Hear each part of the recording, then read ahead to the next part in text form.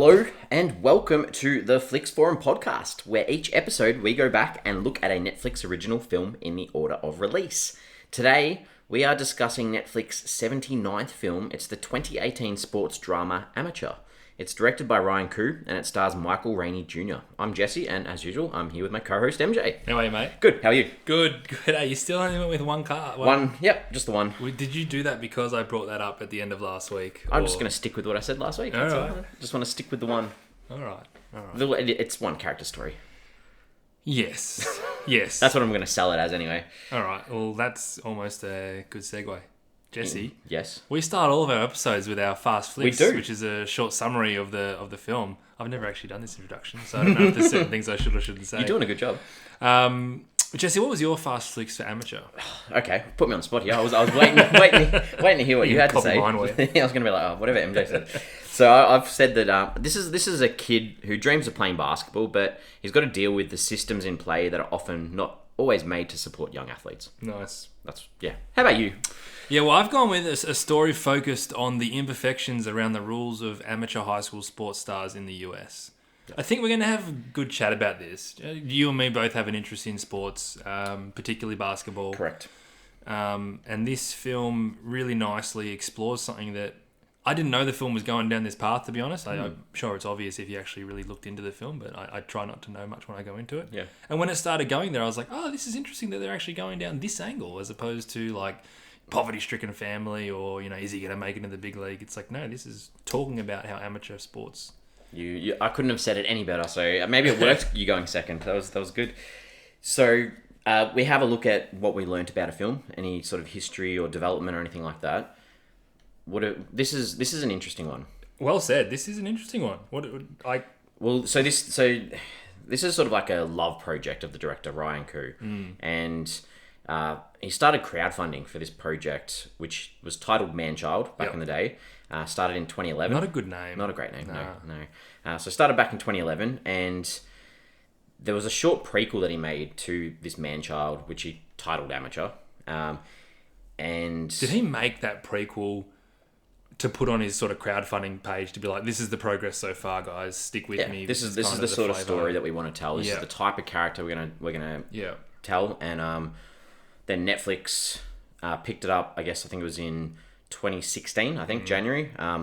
And prior to them picking it up, he had changed the official feature to Amateur as well. Yep. And then Netflix was like, we'll come distribute it. So I think they basically financed it as well. So he pledged a goal of $115,000. I think. Oh, sorry. He requested a goal, however you say it, on Kickstarter, and there was $125,000 pledged. So he made more than he needed, but that obviously wasn't the budget of the film. So Netflix did come in on top of that and finance the film and obviously distribute it as well. Yeah, so there were 2,336 people that helped with that Kickstarter program. And the only reason I got that was because I watched the short film. Did you watch it? No, I didn't. I knew you would. Yeah. So I got on board and I struggled to sort of have a look, try and work out where it was. Yeah. Wasn't on Letterboxd. I added my first film to Letterboxd. Is that right? So I've added my first film. I worked out how to add films to Letterboxd. Is that it's a lengthy process. Get approved by Letterboxd or something? No, so Letterboxd, they draw all their data from the movie database. So I had to create an account on the movie database, and then they give you a percentage rating based on how much information you input. Yeah. So luckily enough, the short film was on IMDb. It was. So a lot of the data was on IMDb, and I was able to just bring that across. Yeah. And I put it up, and then within 24 hours of me adding this thing, there's someone's like, "Oh, I can't believe this wasn't on Letterboxd already." And I was like, "Oh, I added it." So I wrote back to the guy. I just thought this was just a cool little experience for me to be like, "Oh, I know how to do this now." Where did that person write that? So they wrote a review. That was part of their review. So they gave it stars, gave it a review, and said, "Can't believe this isn't on Letterboxd." I'm like, I'll put it on there. So I feel like a little bit of a connection to this film. That's cool. Ryan Koo will be impressed with you. I hope so, and it does. So the short film, it's a little bit different in that, but it's still got the same sort of message. So it's literally that there's a kid who wants to. So he plays dumb to sort of this coach that comes to try and get him on his team. So he plays dumb, like, I'm from poverty, I've got no money, parents can't pick me up, blah, blah, blah. Yeah. I'm going to spoil this short film if you haven't seen it. So, but That's good point, actually. yeah, good point. But you know what? We're going to spoil the feature film as well at some point. So yeah. and then literally the last shot of this short film is the kid's parents rock up in a nice car. He's got a smartphone, so he sort of like jinxed this guy. He gave him like cash, gave him an offer, and he's like, I don't need that money, but thank you. Oh wow, so that's quite a different take. So that was cool. I think it was meant to function as something that Ryan needed strategically to sort of get himself through the film. So it was like a companion piece for himself more than anything else. Just very good. So this was filmed in July to August 2016. Yep.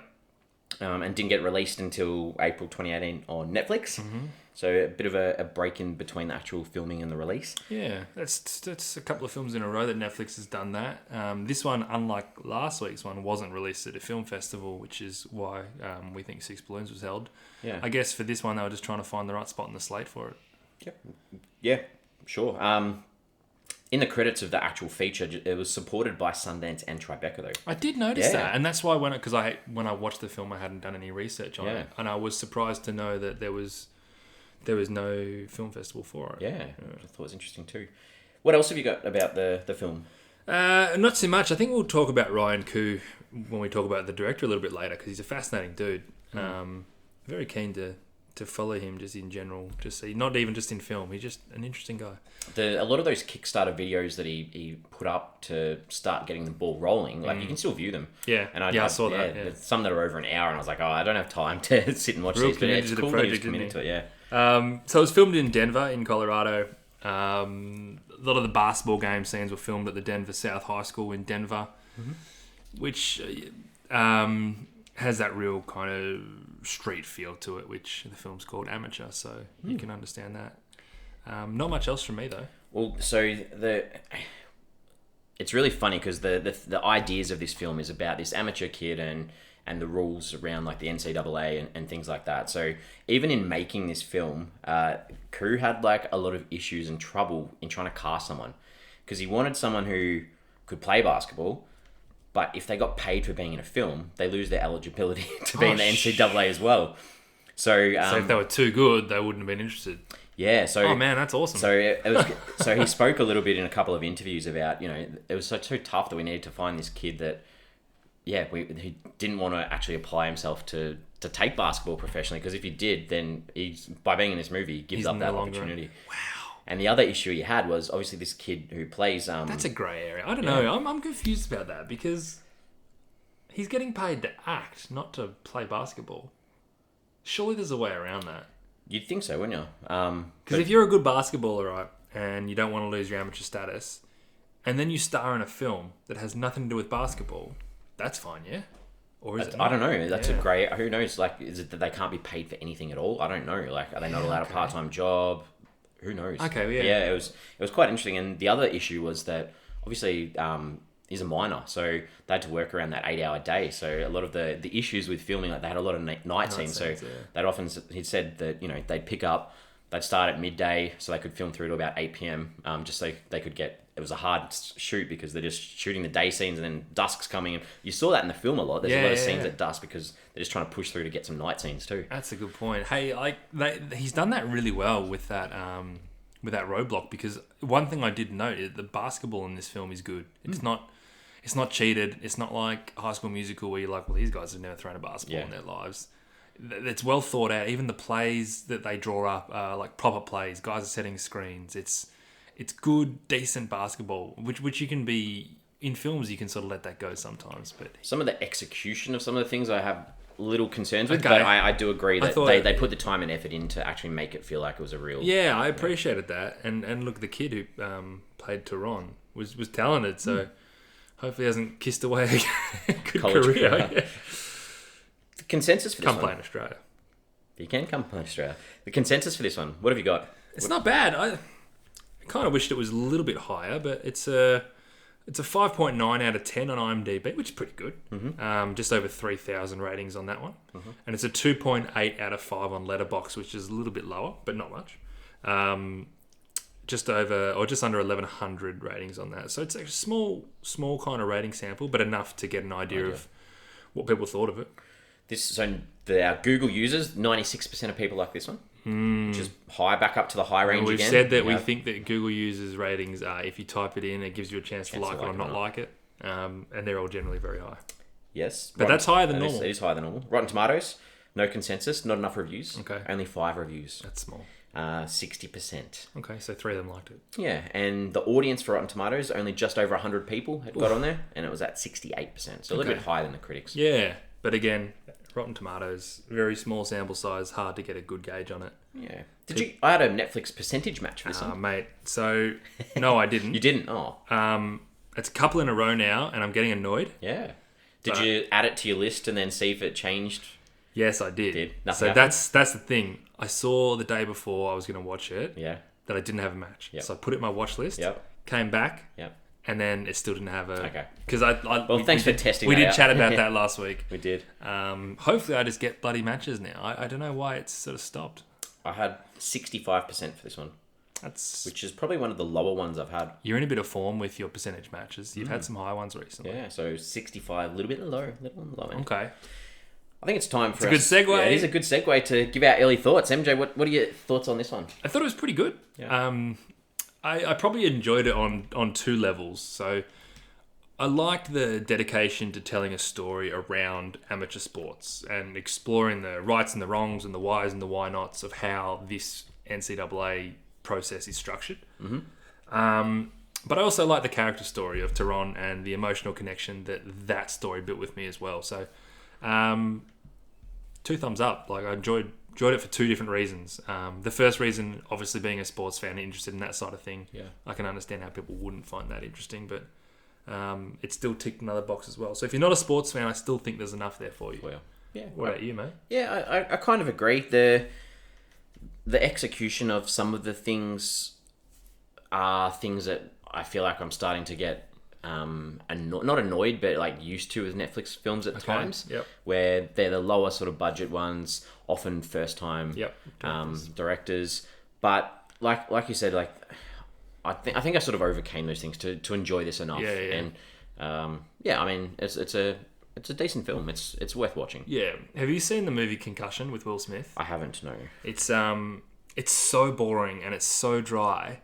But if you really like sports, and particularly if you really like NFL, there's a good movie and a good story in there, because obviously it explores the issues of all the concussions, and it's based on a true story that have happened. And I remember watching it with a whole bunch of people, and me being like, that was all right. I found that kind of interesting, and everyone was like, that was the slowest thing I've ever seen. So this story of amateur sports in the US and the rules around it can be a pretty dry kind of story. Yeah. So that's why I kind of sit there and go, he's done a pretty good job at telling this story that I find interesting.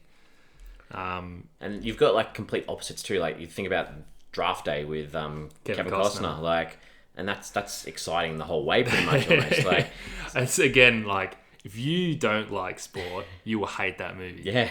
And like, we're both actually big fantasy sports fans as well. I know that's got nothing to do with fantasy, but the whole idea of building a roster and it's like sport porn. Like, I watch Draft Day at least once a year, I reckon. All right, time to talk about some characters. That's a good Chadwick Boseman performance. He's always going to be Vontae Mack, not Black Panther. I think we both like Draft Day. We'll put it out there. I think we both like Draft Day. Like Draft Day. All right, let's talk about some characters. We're going to start with Tyrone. Because Tyrone's the only actor that I the only one you know in our start. Stiff. There's a few people that are a bit stiff there, but I think that they do a good job straight away in this film of making sure as the audience you know he's good at basketball. And they do this with, he starts off with this street game with this bunch of kids, and they're all just like, just hurry up and finish the game. But he just wants to keep playing because he just loves the sport so much. And keeps pantsing everyone. Yeah. And the other thing that I sort of connected with him really well was his love and care for his mum and dad. He wants to provide for them. He wants to get him a house. He wants to get him a pool. He gets his dad a job on the team. Like, I think I like those qualities in him that you didn't really see him throw a tantrum. You didn't see him get upset when he gets picked on. Like, he just throughout was a steady sort of character that was able to sort of overcome what he could. Yeah, I think you're absolutely right. It's really easy to forget that he is just a kid because his reasons for playing basketball are so pure. A, as you mentioned, he loves the game, and B, He wants to make a career out of it because he wants to help his family for no other reason. Yeah. And it's sincere, the way he feels in that sense. But it's also sad that he has to grow up so quickly. And like you said, he doesn't throw a tantrum. He gets picked on and he just goes on with it. Yeah. He trains his ass off. 14-year-old kids, like, I want to say they aren't doing this, but you know what? The special talents, they probably are doing this because that's what it's all about. But yeah, I think you nailed that. You're bang on. So I've got his dad to talk about next, Byron. Yeah. Interesting character. Tricky character. What do you find tricky about him? Because I understand his position. Mm-hmm. He makes a lot of mistakes. In fact, he's basically the villain in this film. One of the villains in this film. But I get it because he got screwed over when he had his own time. And he's not one to trust authorities because of that reason. So he mentions that he never got paid a dime for all the sport that he played because he got screwed over by managers and all this kind of stuff.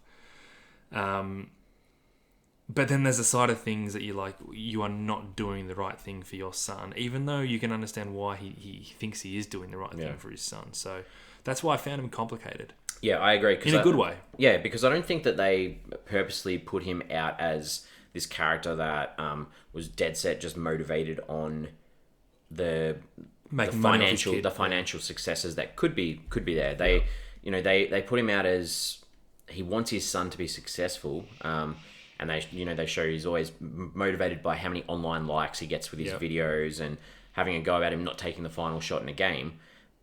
But then they show that sort of other side of him too, where there's obviously this pain that he feels from his career with the concussion, with the breakdown of the relationship with his wife. Yeah.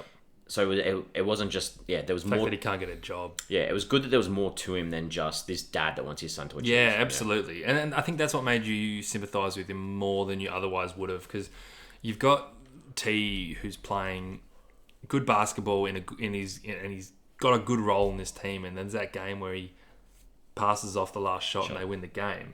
And then you see the dad come up saying you should take that shot, you should be the star kind of thing. And you can sit there and go, oh, this is just a classic dad who wants his son to be the man. But you, rather than actually thinking that, you can sit there and go, well, hang on, he's being really selfish for his son because no one was selfish for him. He did all the things that everyone told him to do and it didn't work out. Yep, so I get it. Even though I wouldn't do it myself, and I know you're supposed to look at that and go, oh, come on, mate, let him play the system. But they make you sympathise with him. And it's almost a good segue into the mum. Yeah. Nia, I think her name was. Nia, yeah. Like, she's the parent. They're like polar opposites in the way that they're parenting. Like, she's focused on the academics. Yeah. And I think that worked well. You had these conflicting parents in the way that they were trying to parent their child. I thought that was good. They gave them good reasons though, as well. She was interested in the academics because her father didn't get a chance to rely on that. 100%. She just didn't want him to end up like injured without a career. Yeah. And I felt that. Yeah, no, absolutely. One thing that confused me with her, because you could argue that she was smart, sensible, wise, but why did it take so long for her to... My theory is that she was just overpowered by the dad and the son's drive and will. But I feel like she could have made better decisions for him prior to getting to this point. Because at the end, it got so convenient. So what do you know for school? It's like, oh, you're a great teacher. Why don't you just tutor me? Yeah. And it's like, oh, that's convenient. But because she felt like a strong character and she felt always in control. And the dad who seemed, really... struggling. He was struggling, but he was dangerous in the sense that you never know what he's going to do next. Yeah. And she was so stable. So I was just a little bit they had this diamond in the rough there the whole time that they didn't quite use, and then they used it when they needed it. So that was a little bit convenient for me. Fair. It's a good way to sort of put an end to the film where you've got the kid actually. Well, that's the thing. At the end when he's saying this, I'm just like, yeah, but it's still got nothing about education. So then they kind of touched on it. So you're like, oh, everyone's happy now. Who have you got next? Well, Coach Gaines. Good. Same. I thought this was a really good character. Yeah. I was just so intrigued by Coach Gaines because I was always sus on him, but then he slowly dips into making these good decisions for T, and you get swayed, and you think, yeah, but he's tough, he's being dodgy, but this is good. This is good that he's staying out there training with him. This is good that he's letting him run point. This is good that he's letting him run plays and counting down the clock. He does all these little good things, but then something's not right. And And I don't think the finale of you discovering the dodgy deal that's gone on the side, because when we find that out, did you have an inkling of that? Because I didn't. No. That worked so well because this whole film I was like, man, something's off. I don't know what it is, but something's off. And then when that happened, I was like, well, this makes total sense for this character. This makes sense for the father's character. This is brilliant. It was such a clean, perfect payoff. And I don't think it works if you don't make Coach Gaines such a complicated character in the first place. Yep. I agree. Like, I think you said dodgy. I think that was one of the words. And I think that sums it up. Like, you have that overall sense of him being dodgy throughout.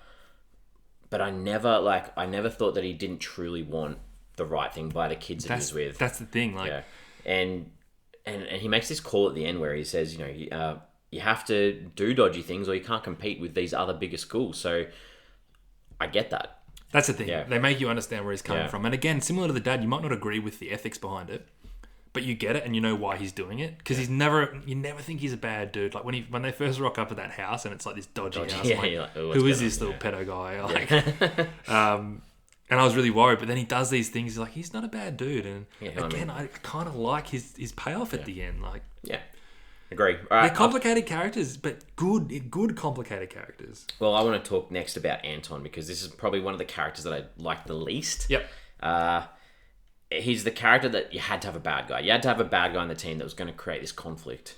And you knew that he was going to turn around at some stage. Didn't know how it was going to happen. Didn't know why it was going to happen. But, he drops that line, you replace my best mate on the team. Yeah, and that was good to know. And then you see Tyrone sort of go out of his way to be like, look, Coach is hiding these letters from us. Yeah. So that sort of rebuilt it. But apart from that, it was just one of those characters that created obstacles for Tyrone. That's how We've seen that character a million times. In fact, we've seen it in this podcast with similar films.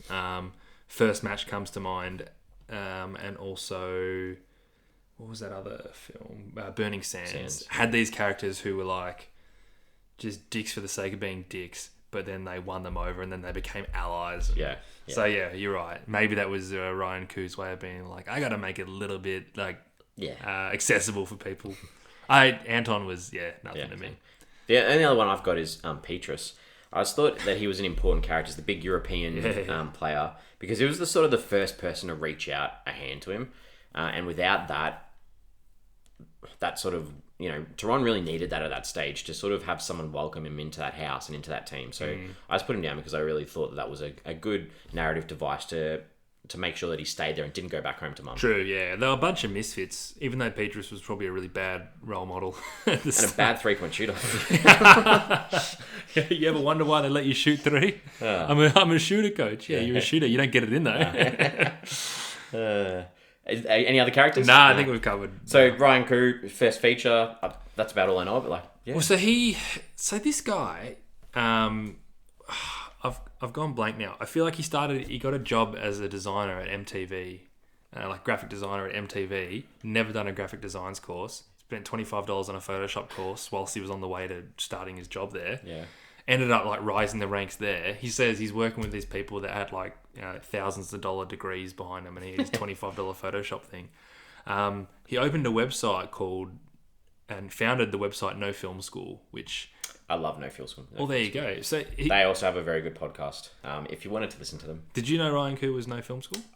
A lot of the articles I read about him were on No Film, so it makes there sense. you go. I didn't know it, but now it makes sense. Yeah. So he founded that website. That's amazing. Again, never went to film school. Yeah. But he says he just likes to, whatever he wants to do, rather than sitting in a classroom and learning about it, he likes to just jump in and fail fast and all that kind of stuff. But he's just a fascinating dude.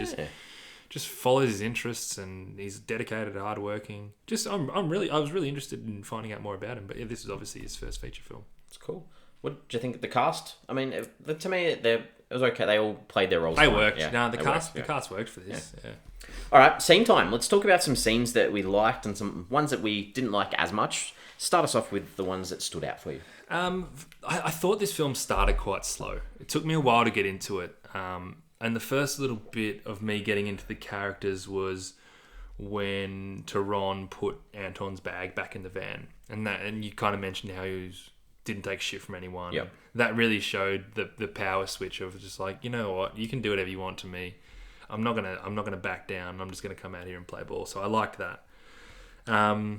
There's a line here from the coach, and again, this is when I started to get into the amateur sports side of things, and that angle was when he said, "We play for the brands; they're the only ones who are going to be paying us the most." And I was like, "Shit, you know what? Good point." Yeah. Like, if you think of like the top professional athletes that you know what brand sponsors them or what brand. So it's perfect. It rolls exactly into what they're saying. Exactly right. And I know, but I wasn't thinking it was going down that angle at that time. And I thought, okay, cool, nice. You're very right. I mentioned this before, but they tied it together really well when you discover those dodgy tactics to get T to play there. Yeah. Everything that felt off made sense. Where he's filming his dad and coach having that conversation. I just had this almost epiphanous moment. I was just like, well done. Everything just came together. And I like that when it happens in a film. And there's two moments near the end of the film. So when he wants to go back to play with his original high school. Yep. And just the idea of him, sorry, you can't play. And he's like, bugger it, you can forfeit and I'll play anyway. And then they have that more red tape of, sorry, you can't use the gym or the refs. And it's just symbolic of this entire system of however you want to try and get around it. There's going to be more and more red tape for you to get through. And all these guys wanted to do was play basketball. And that's what they did. They stripped it back and they played in the streets because they just wanted to play basketball. And that's what it's all about. Yeah. And that went into the very final shot of him crying, watching those kids shooting. Because this is what he's given away, right? His childhood's gone. And he shouldn't. And I was really happy to see that scene because I was like, this is great. Well done. He's done so well for himself. He's got himself this contract. He's going to set himself up. But he's lost his childhood and his innocence. And I'm glad that they showed that and made you realise that he shouldn't be making these decisions at this age. Like, it's horrible. Yeah. When I was reading about this film, they had some issues with that scene when they were filming it. I think that, he's like, he wanted real tears. He wanted this real emotion. And I think they filmed the shot and, like, it didn't record or something. So they had to, like, do it again. But, like, he was just so happy that he was able to get that emotion from him. They got it. It was so good. It was so pure. And the film goes up a level because of it. Because you're like, thank you for recognising this is great what he's done. And a Hollywood story would just end him probably playing in Europe with bling around his neck and like, yeah, you made it. But Latvia. But this guy, like, it took so much out of him. Like, poor bastard. So nice. Loved it. Good little bunch of scenes. Yeah. So the first sort of thing that I really enjoyed in this was the way that they visualised his dyscalculia. I just felt like in the classroom, straight up, the chalkboard, straight up, I was like, hang on, is it buffering? Is Netflix buffering? And I was like, no, okay, something's going on in here. And then, for a low budget film, did well. Yeah, and then they play that through with the shot clock and the scoreboard, giving him this huge playbook that he was never going to be able to get the numbers and that sort of stuff in there. So I just liked the way that not only did you have this kid who was strong-minded, willing to chase his dreams for sport, it sort of shows that not everyone's perfect anyway. Like, you can push through. Barrier. You can push through these barriers, which I really liked. I thought that was how he dealt with everything else. He's like, I find a way. It's like, yeah, find a way. Yeah, definitely.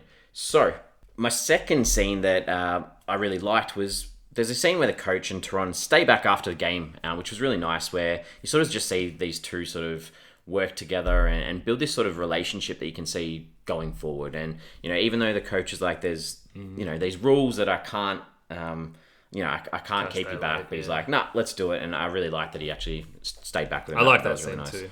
And my final one, you said this scene before, I just didn't want to interrupt your awesome little summary, but when Tyrone sort of like stands up and says, I'm not carrying your bags, puts them back in the van, and Anton couldn't start that game. I really like that. And then he got the start. I forgot that. He actually got the start, and he started well. What did he get the first three? He did the first 5 points. So he did that move. He did that move that they practiced in that scene I liked before, and then he shot this three in face of Anton just sitting there on the bench. That was nice cool. move as well. Like, this kid was a good basketballer. He was. All right, what were some things that didn't stand out for you that you didn't like? Well, there's not much. Like, I liked this film, and there wasn't much that I was sitting there going, oh, that didn't really work. But one thing, and this is more of a basketball thing, is the drill they were doing so close to the tournament where the big guy injured his knee or whatever.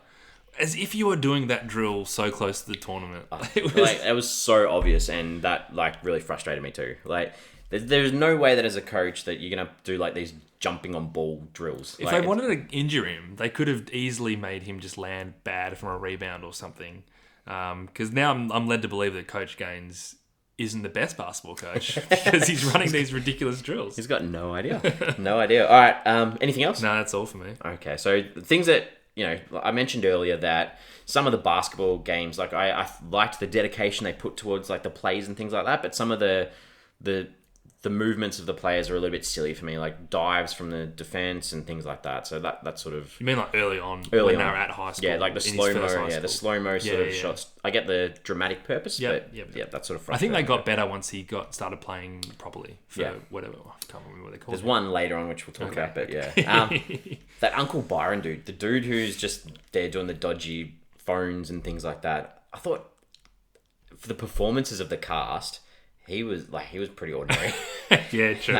When he first introduces himself, I'm just like, couldn't they have got someone who could at least deliver a line? Yeah, fair enough. I bet you those guys exist a lot in that circuit, though. Yeah. Well, we mentioned Petrus before about not being able to shoot. And there's this one scene where, he takes that shot and he's like, come on, coach, they call me the microwave because I get hot. And the coach's response was, they call you that because you're giving me cancer. I forgot about that. I just thought that was a pretty ordinary line. I tell you what, if you thought of that on the spot though, if that was a genuine sledge, I'm giving that a tick. Yeah. Get to think of that so quickly. The last thing that, and this sort of plays in with some of the scenes of the actual games, was when the mum sort of shows him like how to tell the difference between his left and right with holding the L up of his finger to show where his left was.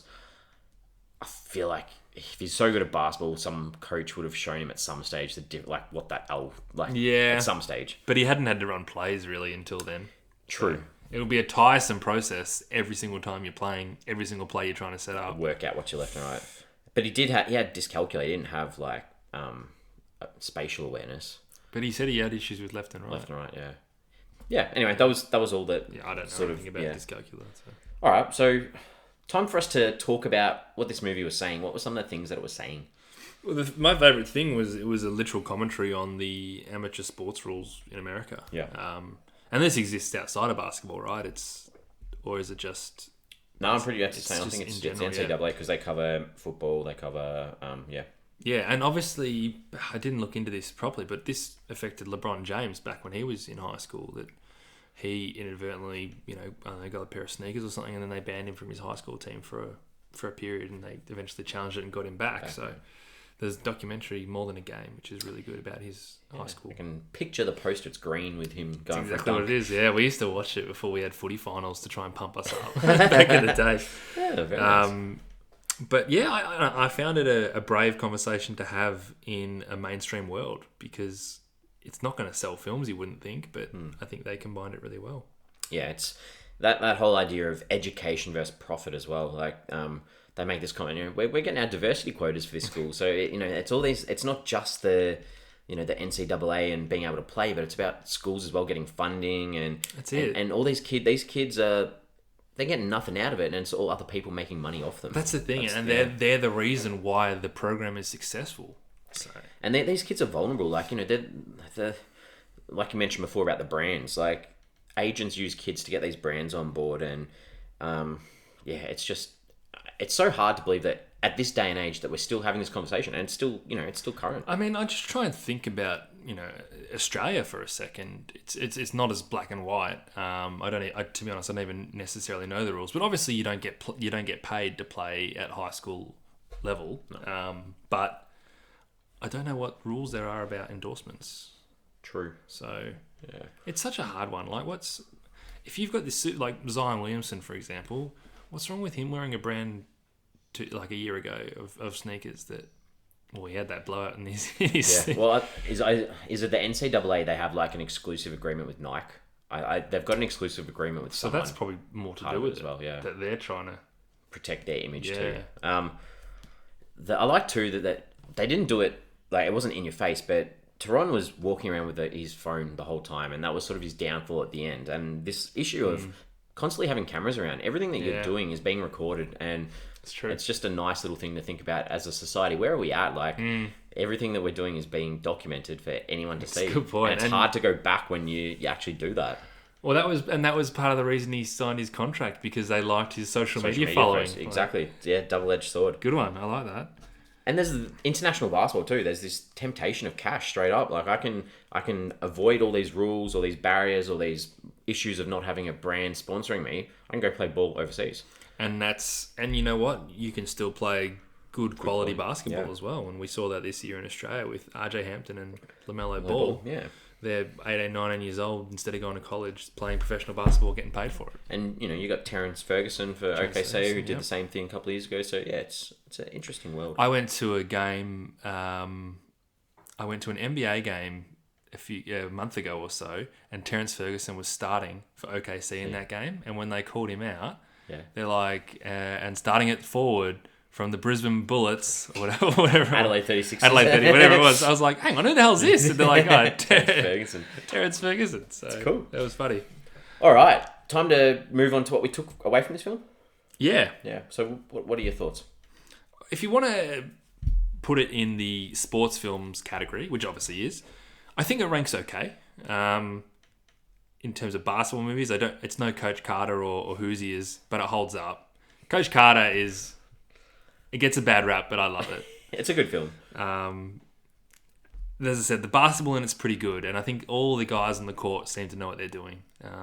So I can imagine that what you said being a tricky way to get around it. I think a lot of them were a lot older though, so it wouldn't have mattered as much as Tehran. But I would have liked to have seen this on the big screen. Okay, I think it would have added a little bit more, and I would probably recommend this to basketball fans, movie fans as well. But if you're into basketball and you like your movies, this is probably going to be a bit of a winner for you. Yeah, so I reckon this is a good one that you could, any sort of kid that thinks they can make it in professional sport, especially basketball, they want to take a basketball pathway. This is a good film for them to watch. So true. To sort of see, okay, these are things I need to be wary of, what I need to watch out for. It's very true. Yeah. So yeah. And you know what? Don't expect to be 14 years old and getting hundreds of thousands of dollars from another country. Nah, you've still got to work for it. No, I do like that they just didn't necessarily go down the hard times, poverty-stricken family route. That was, that was an element of T's story. But to your point, it's universal. Whoever's going through the issues of trying to deal with an amateur sports contract or whatever you want to call it, it's still relevant. Agreed. So, okay, we often jump onto IMDb to look up anyone that we've had some similar ones lately, and I'm worried that we're going to have the same one again. Well, I jumped on, and I didn't actually have to IMDb it, because as soon as Coach Gaines came on, I'm like, that's Knox Overstreet. But I did check Josh Charles, who plays Knox Overstreet from Dead Poets Society. But we're the same again. Like I was like, you are so familiar. What are you from? Like I didn't click that he was from. Because he's a lot younger at Dead Poets. Yeah, Society. he was. He doesn't look much different. Like, the face is the same. So that was I'm exactly the same. I love Dead Poets, and it's a very good film. Straight away I was like, Knox Overstreet. Okay, question time. Anything you want to ask me? Kind of alluded to this, but I'll ask you explicitly. But by the end of the film, did you forget that this kid was 14? Yeah. Yeah. Yeah, there was... Even throughout the film, I probably wasn't even thinking it was 14. You really do just forget it. Like, this. Because even when he's trying to... When they have a timeout and he's basically saying, this is what we got to do. I'm like, this kid, he's a kid. Like, what a star. The only thing I had for you is... When they get sponsored by this brand... Did you was that just made up for the film? Do you reckon? I think it was. Okay. Looked a little bit like the Under Armour logo. Yeah, but I don't think it was. No, okay, good. Because I was like, am I out with my brands? I've got no idea. But that's what I thought. I could be wrong though. Okay. You'd think if they really were, that brand would make more of an effort to be known. No, yeah. Okay, cool, good. Answered my one. I could be wrong. I could be really wrong. I believe you. Time to wrap it up. Yeah. So at the end of our show, we give our film a rating out of 5 and work out an average for the Flix Forum podcast. Yep. MJ, what do you think? Well, I was pleasantly surprised with this. After what was a slow start, I think it asked a lot of moral and societal questions without necessarily answering them, and instead making the audience ponder it. And I enjoy that. And if you're not familiar with it, then it made you aware of it. So that was cool. Yeah. The basketball scenes weren't phoned in, and I think everything pulled together really nicely from a story perspective. So this is 3.5 stars for me. I had in my head, I was like, I think MJ's going to give this 3.5. Good. No, you, mate, we've done 79 podcasts together. You're learning. Good. I was just like, the start to me was a struggle too. Like it was very slow to start off with, but it definitely picked up. Like you can tell from our discussion, we had lots that we enjoyed from this. Yeah. It's not overly complicated, but it does have these messages about professional sport that, which is a complicated issue, but they didn't overcomplicate it through the film. And, it sort of makes you think, how do we address these issues, or how do they get addressed? So I'm giving it a 3 out of 5. You know what? I was thinking, and I'm not even saying this in my head, I'm like, Jesse's going to give it a 3. And then you started talking. I'm like, no, 2.5. No, 3. Well, that gives us an average of 3.25. 3.25. That's one of the better ones for us. Yeah, very, very high for us. We're on social media. We have Facebook, we have Twitter, we have Instagram. Hit us up. Hit us up. Give us some feedback, your thoughts if you hate it. You know what? If you are from America and you're a sports fan and you're listening to this podcast and we have completely butchered things about your system, talked about things ways that we shouldn't have, please let us know because we do enjoy this stuff and we want to learn more. It's a question to pop up on social media. What's your favourite basketball movie? You've mentioned a couple already. My favourite's Space Jam.